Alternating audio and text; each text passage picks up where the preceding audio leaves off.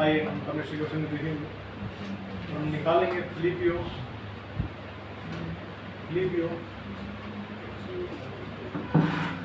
फिलिपियो उसका दूसरा अध्याय 272 पेज नंबर 272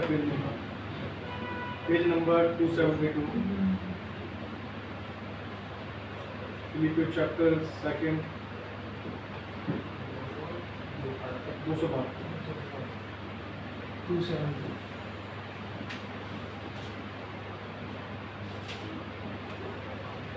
फिलिपियो 2 अध्याय और उसका हम पढ़ेंगे 1 से लेकर 11 तक।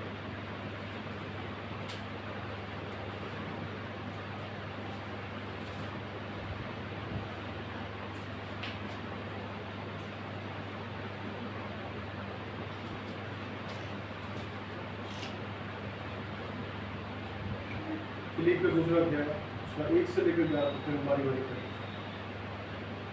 अतः यदि मसीह में कुछ शांति और प्रेम से ढांढस और आत्मा की सहभागिता और कुछ करुणा और दया है, तो यह मेरा यह आनंद पूरा करो कि एक मन रहो और एक ही प्रेम, एक ही चित्त और एक ही मनसा रखो।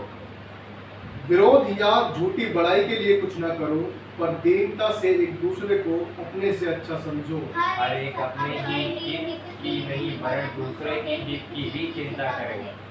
जैसा मसीह यीशु का स्वभाव था वैसा ही तुम्हारा भी स्वभाव हो, जिसने परमेश्वर के स्वरूप में होकर भी परमेश्वर के तुल्य होने को अपने वश में रखने की वस्तु न समझा, वरन अपने आप को ऐसा शून्य कर दिया और दास का स्वरूप धारण किया और मनुष्य की समानता में हो गया और मनुष्य के रूप में प्रकट होकर अपने आप को दीन किया और यह तक आज्ञाकारी रहा कि मृत्यु, क्रूस की मृत्यु भी सह ली। इस कारण परमेश्वर ने उसको अति महान भी किया और उसको वह नाम दिया जो सब नामों में श्रेष्ठ है, जो स्वर्ग में और पृथ्वी पे और पृथ्वी के नीचे वह सब यीशु नाम पर घुटना टेके। और परमेश्वर पिता की महिमा के लिए हर एक जीव अंगीकार कर ले कि यीशु मसीह ही प्रभु है। आइए प्रार्थना करेंगे। हमारे पिता परमेश्वर, सर्वशक्तिमान प्रभु, राजा के राजा प्रभु, धन्यवाद देते हैं आपके पवित्र वचन के लिए जो आपने पढ़ने के लिए सहायता किया। परमेश्वर आप परमेश्वर ये वचन पढ़ा जाना, सुना जाना हमारी आशीष का कारण हो, हमारे द्वारा बहुत से लोगों की आशीष का कारण ठहरे प्रभु। और जो परमेश्वर आप हमसे बातें करना चाहते हैं, आप हमारे हृदय को, आप कठोर हृदय है प्रभु, सुनना में कर दो ताकि तेरी आवाज़ को सुनने पाए। आप परमेश्वर हमारे कानों को संसार की बातों से फेर कर अपनी ओर लगा लेते कि तेरे वचन को सुन सके। सहायता आप करें, दया कर अनुग्रह, अपनी दास को बुद्धि ज्ञान में समझ रखो, हर एक बात तेरी ओर से ठहरे, बोल मेरे और शब्द आपके होते।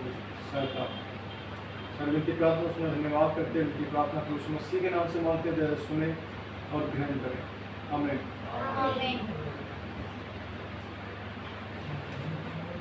यहाँ परमेश्वर के वचन में देखते हैं और लिखा है, जब हम हेडिंग को पढ़ते हैं, मसीह की दीनता और महानता, ना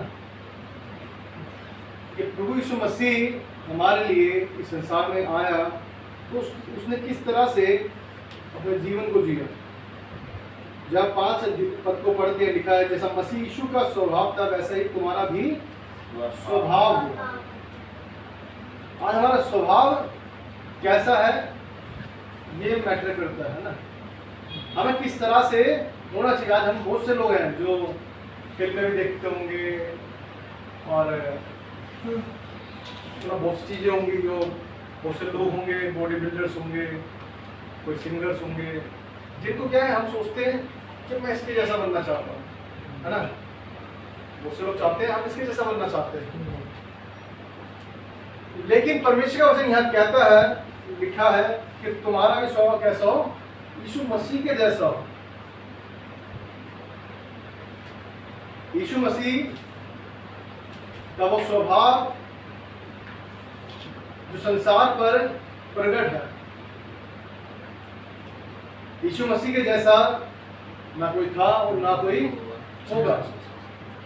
हालेलुया। हम जब देखते हैं गांधी जो हमारे देश की आज़ादी के लिए भी लड़े, किस तरह से? अहिंसा की तरह। अहिंसा को उन्होंने चुना कि हम लड़ेंगे नहीं, लेकिन शांति से इस लड़ाई को जीतेंगे।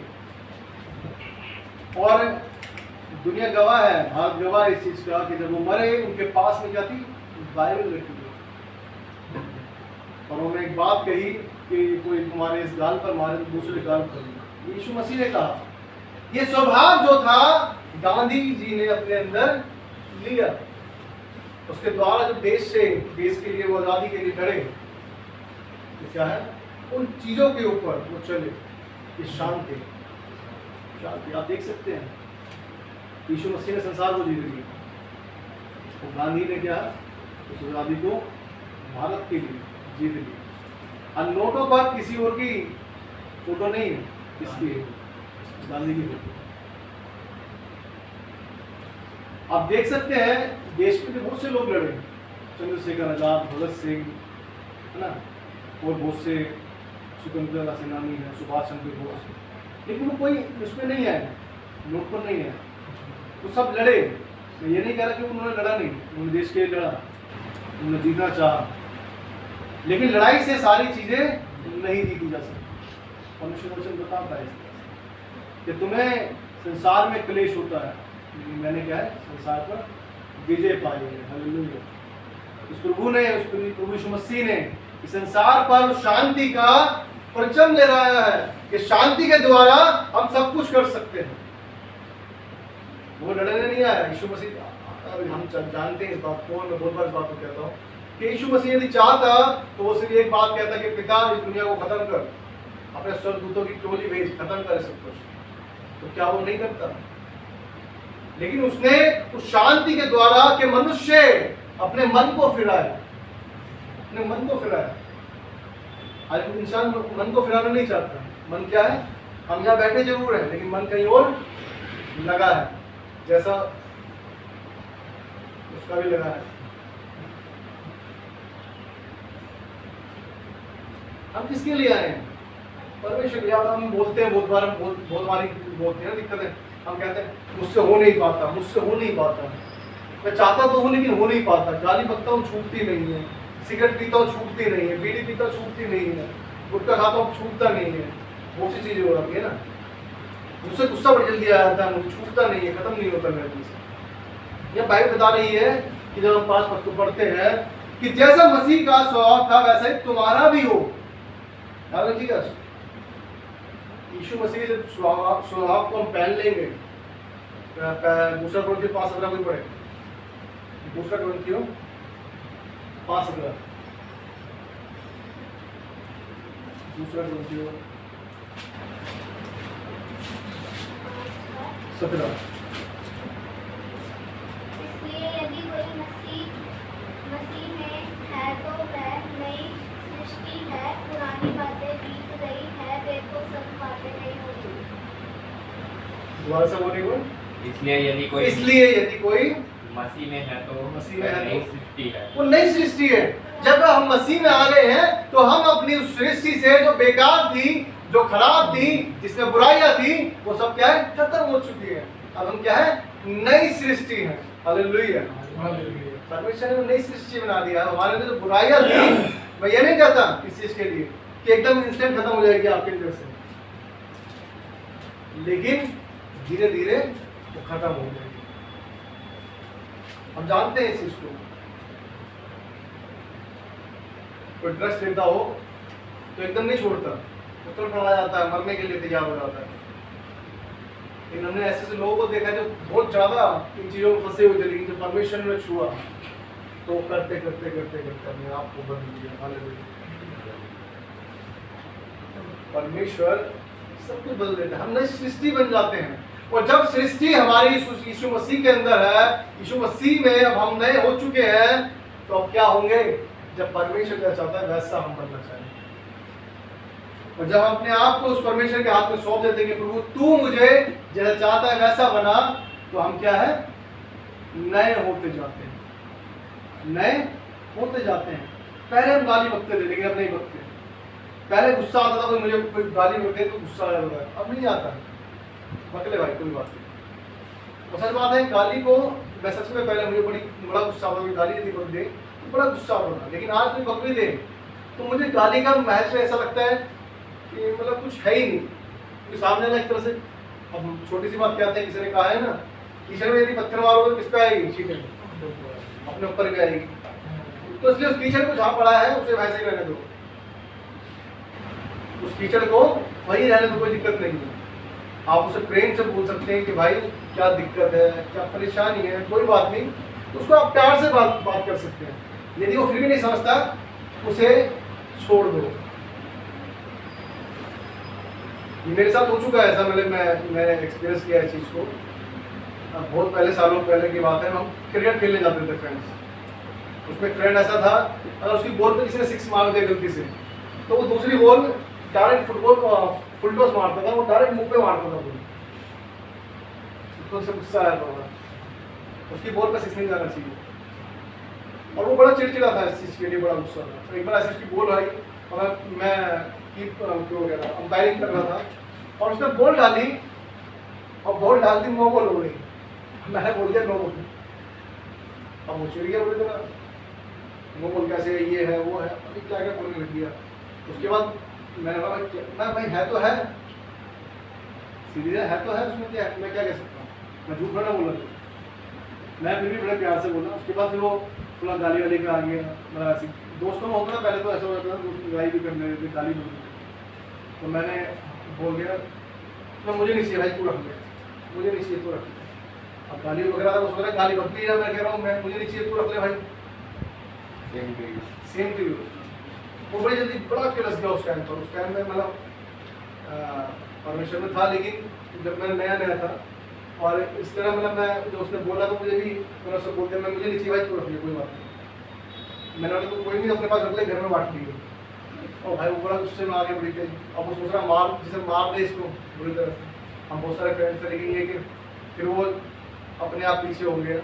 तो ये मैंने देखा है कि हाँ, जब आप कुछ नहीं बोलते तो सामने में ज्यादा गलत जाता है। क्यों? क्योंकि शैतान का काम है आपको इरिटेट करना, शैतान का काम है आपको उस चीज के लिए तैयार करना। वो आपको चाहता है कि गाली बके, आप चाहता है वो गुस्सा हो, अब वो चाहता है आप उसके लिए बुरा सोचे, वो चाहता है आप इसके लिए गलत समझे, वो चाहता है आपके मन में गलत बीज बोना।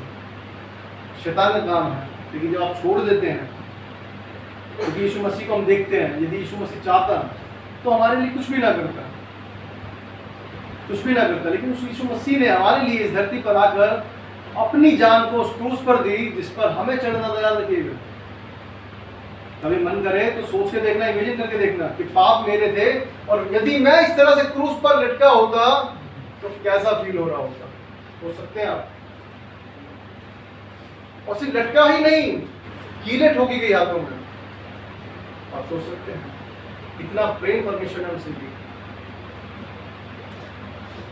छाती पर भाला मार दिया, तो पहले से इतना कमजोर हो है शरीर, छाती पर भाला मार देना। कांटों के ताज को आप सोचिए, कोई कांटा चुभता है कितनी देर लगता है, लेकिन उस कांटे के ताज को बनाया गया और सर पर रखा गया और उसे दबाया गया। याद रखिए, ताज बनाया जाता है, आप इस घर में बर्थडे बनाते हैं ना, कभी क्राउन भी लेके आते होंगे कभी कभी, तो सर पे यूं ही नहीं रख देते उसको लाके, है ना, ऐसा रख देते हैं लाठी में, दबाते हैं ना, फिक्स करते हैं उसको कि थोड़ा टाइट रहे।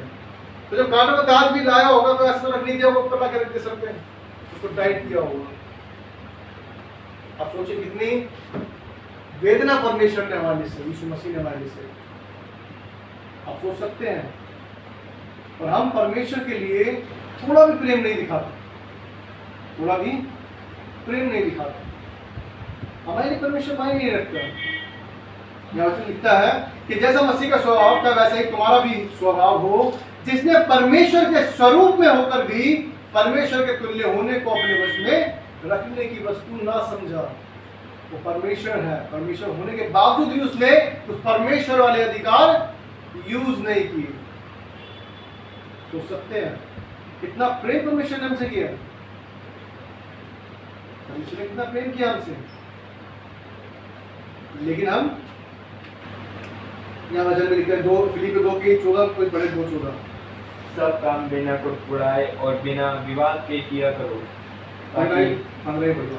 ताकि तुम निर्दोष और भोले होकर टेढ़े और हठीले लोगों के बीच परमेश्वर के निष्कलंक संतान बने रहो, जिनके बीच में तुम जीवन का वचन लिए हुए जगत में जलते दीपक के समान दिखाई देते हो। तुम दीपक के समान दिखाई देते हो।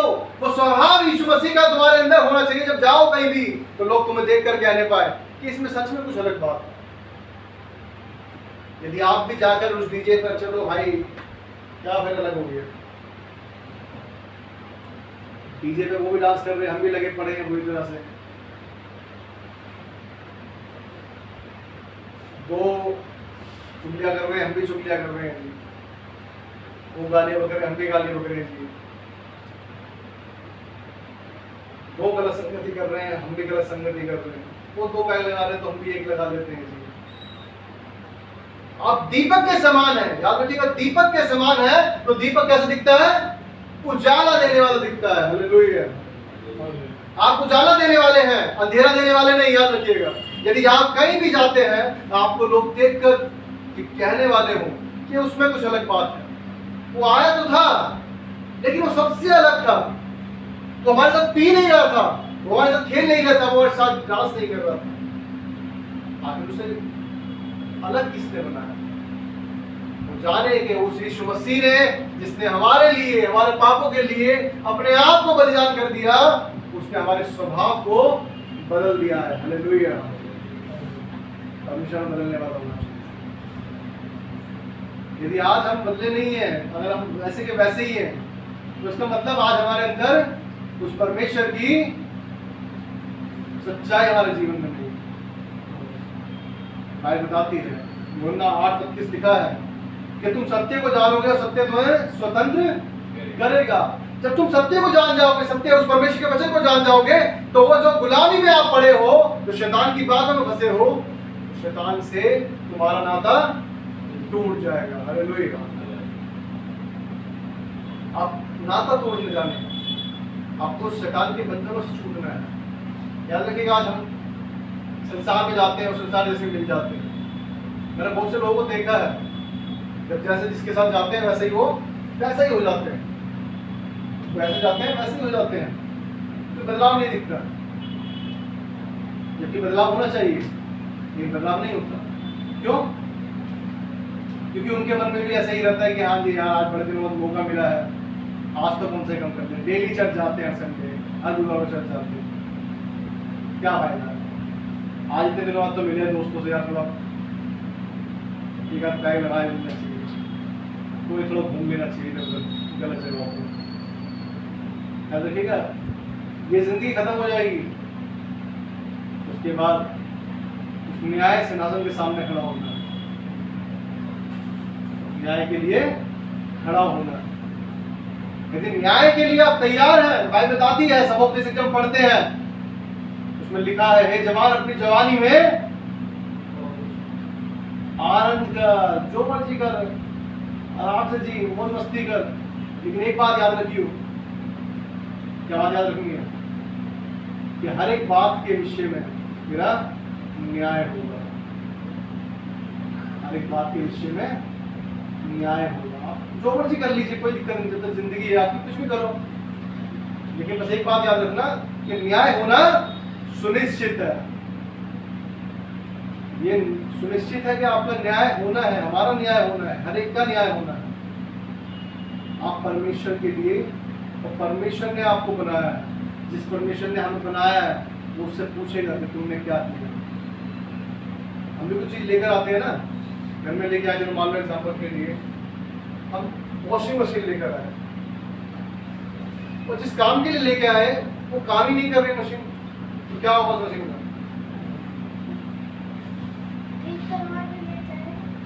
ठीक करवाने ले जाएंगे, यस, उस कंपनी को फोन करेंगे, भाई क्या भेजा है तूने, ये तो काम ही नहीं कर रही।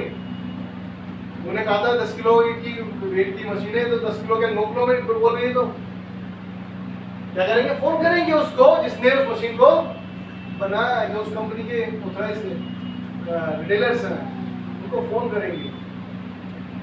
कोई पेड़ हमने लगाया, उससे डेली पानी दे रहे, नींबू का पौधा लगा लो मान लो एग्जाम्पल के लिए, और नींबू नहीं आ रहे उसमें साल 2 साल से, क्या करोगे?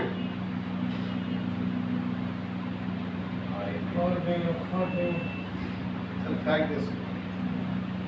क्यों? फल नहीं ला रहा। आप 1 साल 2 साल से पानी दी जा रहे हो, देख रेख कर रहे हो, जब पेड़ में फल ही नहीं है उसका फायदा क्या? जब पेड़ सूख गया, पेड़ के तो फल नहीं है, उसका फायदा क्या? आप उखाड़ेंगे और दूसरा लगा देंगे। याद रखिएगा, परमेश्वर ने यदि आपको चुना है और आप परमेश्वर के काम कर रहे हैं, लेकिन अब आपका मन भर गया, अब आपने परमेश्वर के काम करने छोड़ दिए, तो याद रखिएगा परमेश्वर आपको हटाकर आपकी जगह पर किसी दूसरे को रख देगा। याद रखिएगा, शाऊल राजा जो योग्य ना निकला, उसकी जगह पर कौन बैठा? दाऊद बैठा। हालेलुया। जब आप लायक नहीं होते तो आपको वहां से हटा दिया जाता, उस जगह दूसरा पौधा लगा दिया जाता है। याद रखिएगा, इसलिए हमें देखना है कि हमारा स्वभाव आज भी संसार जैसा है या यीशु मसीह जैसा है, या वैसे जैसे जी रहे थे वैसे जी रहे, कोई नहीं जैसा था वैसे जी रहे। बस हमें क्या करना है?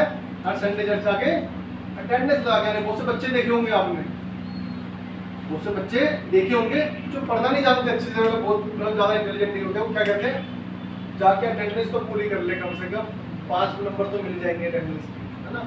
अटेंडेंस के नंबर भी जुड़ते हैं, ऐसे कहते हैं बहुत से बच्चे, 5 नंबर तो इसके मिल जाएंगे, कुछ थोड़ा बहुत इधर कर लेंगे, असाइनमेंट जमा कर दिया 10 नंबर का, 10-5 पंद्रह हो गए, उसके बाद थोड़े बहुत जो बचे गुजारा कर ही लेंगे, कहीं नहीं से ले ला, हमारा नंबर भी ले लेंगे, 40 नंबर मिलते पास होते, बात करने गुजारा करने नहीं आया। आप याद रखिएगा, परमेश्वर के लिए बनाए गए हैं। परमेश्वर आपको बेस्ट देता है, जब वो आपको बेस्ट देता है तो आपसे वो बेस्ट चाहेगा। फिर भी वो इतना प्रेमी परमेश्वर, दयालु परमेश्वर, वचन बताता है, लिखा है वो दया की खान है। हम गलतियां करते हैं फिर भी परमेश्वर हमें माफ कर देता है। योना को परमेश्वर ने भेजा, जा निन्याह को जा, लेकिन वो तरसीश को निकल गया नहीं, फिर भी परमेश्वर ने उस पर ऐसे अपनी करुणा नहीं हटाई। उसने ये नहीं करा कि जाकर जा, वो पानी में गिरा और पानी में कोई जानवर खा गया उसको। बाइबल बताती है महामछ के पेट में जाकर वो 3 दिन 3 रात उसके पेट में रहा, और महामछ क्या है, ऐसे के वैसे उसको पेट में रखा। सोच सकते हैं आप ये कितना अद्भुत है।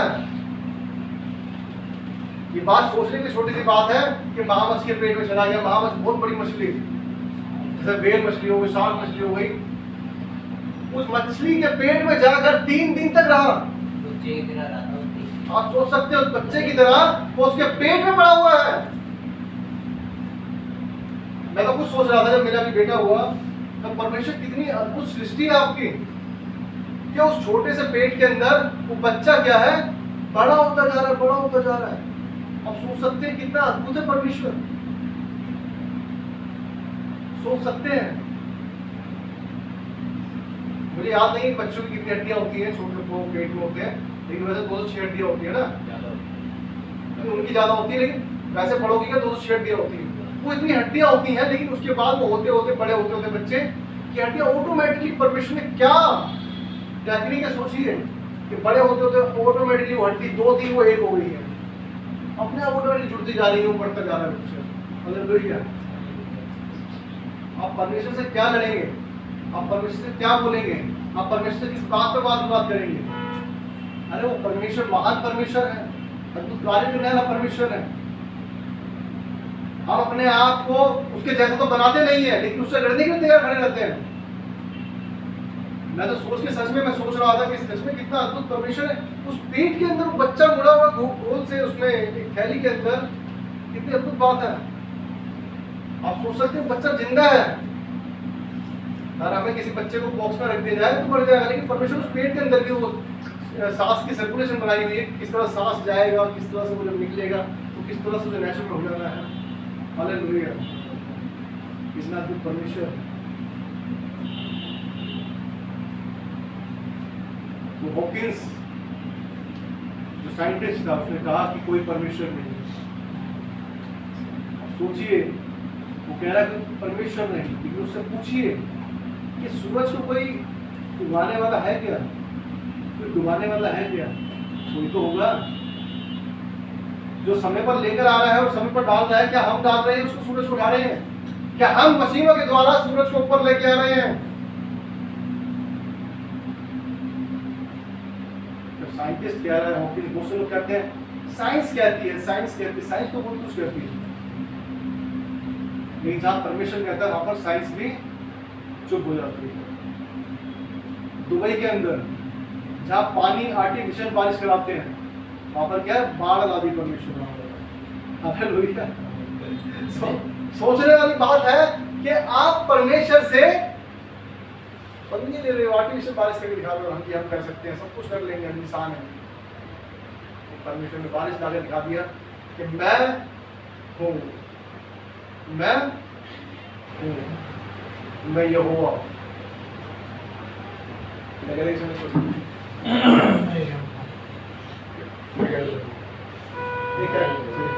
मैं यहोवा। तो सकते हैं बाइबल बता दी, मूसा कहता है कि मैं क्या जाके बोलूं कि किसने भेजा है? वो कहता मैं हूँ। हालेलुया। कितनी अद्भुत बात है परमेश्वर की, मैं हूँ, जरूरत नहीं है सिर्फ ना बोल देना ना।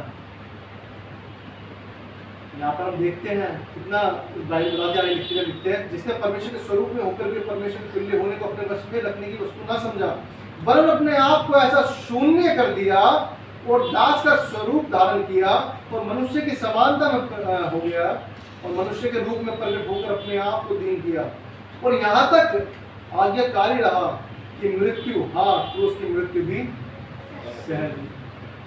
देखा, इसे कहते हैं आज्ञाकारिता, इसे कहते हैं आज्ञाकारिता कि पर मेरे पिता ने कहा है तो मुझे करना। हमने पिछले समय देखा यीशु मसीह ने 3 बार कहा कि पिता यदि ये प्याला मेरे सामने से हट सकता है, एक बार मेरे सामने से हट सकता है तो हटा ले, वरन फिर भी मेरी नहीं तेरी इच्छा पूरी।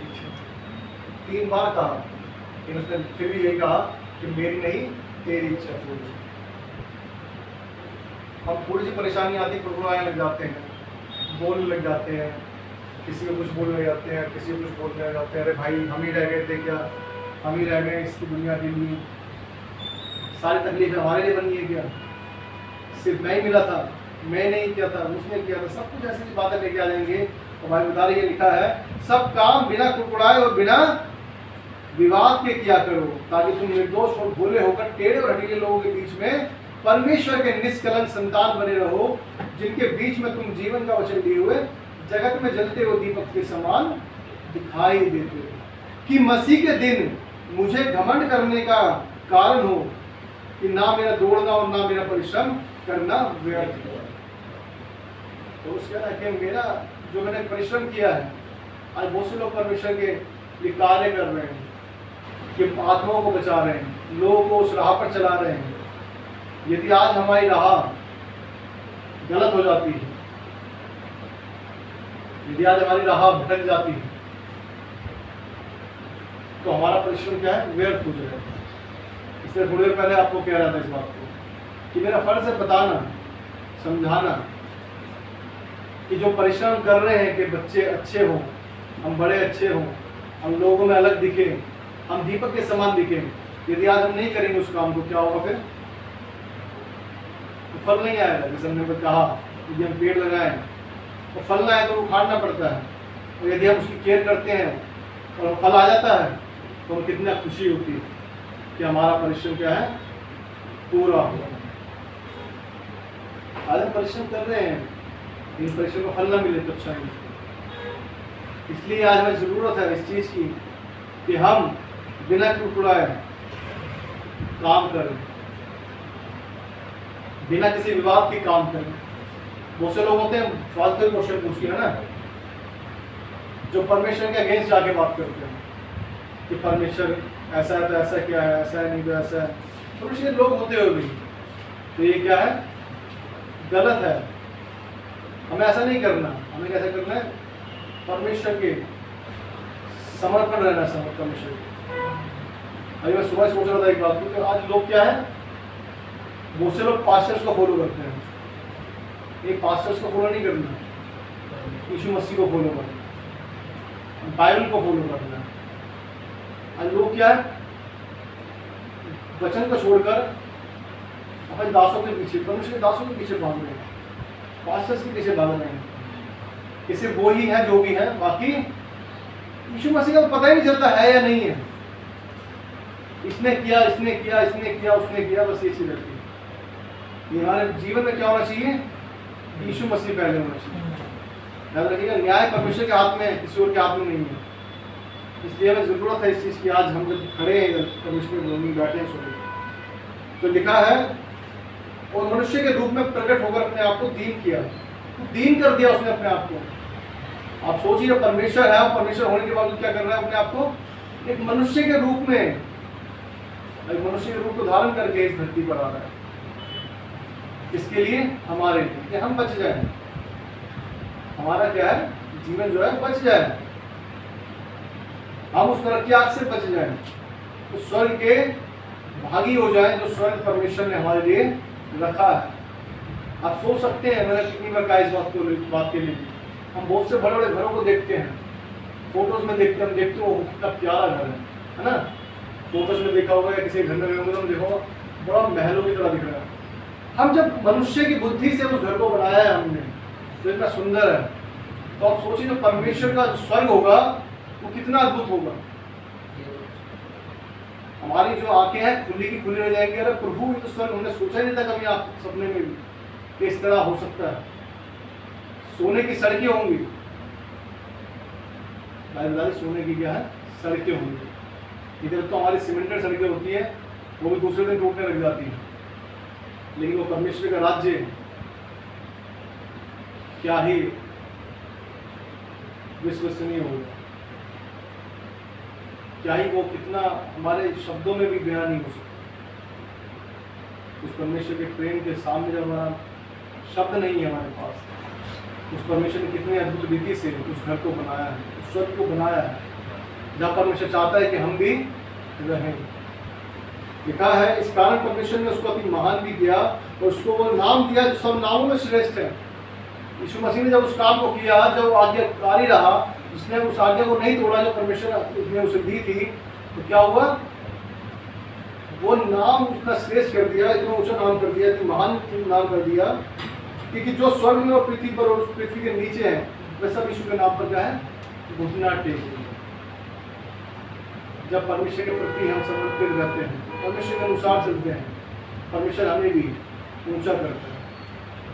जैसे हम वचन में देखा हमने, तो दीपक के समान अलग दिखते हैं, तो अलग ही खड़े दिखते हैं कि हाँ जी ये परमेश्वर के लोग, जो परमेश्वर के लोग हैं उनका फिर संसार में मन नहीं लगता है, देखिए संसार की चीज़ों में मन नहीं लगता, उनका मन लगता है परमेश्वर। इसलिए देखने की जरूरत है कि आज हम कहाँ पर खड़े हैं। लिखा है और परमेश्वर पिता की महिमा के लिए हर एक जीव अंगीकार कर ले कि यीशु मसीह ही प्रभु है। परमेश्वर पिता की महिमा के लिए हर एक जीव अंगीकार कर ले कि यीशु मसीह ही प्रभु है।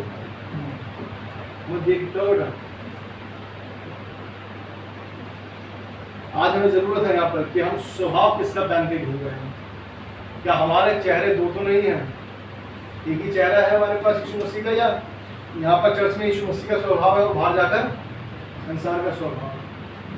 आज जरूरत है हमें जांचने की अपने आप को कि हम सच में क्या परमेश्वर के लिए जी रहे हैं या अपने लिए जी रहे हैं। हमें देखने की जरूरत है। आइए परमेश्वर वचन पढ़े जाने सुन जाने बहुत आशीष हो हमें।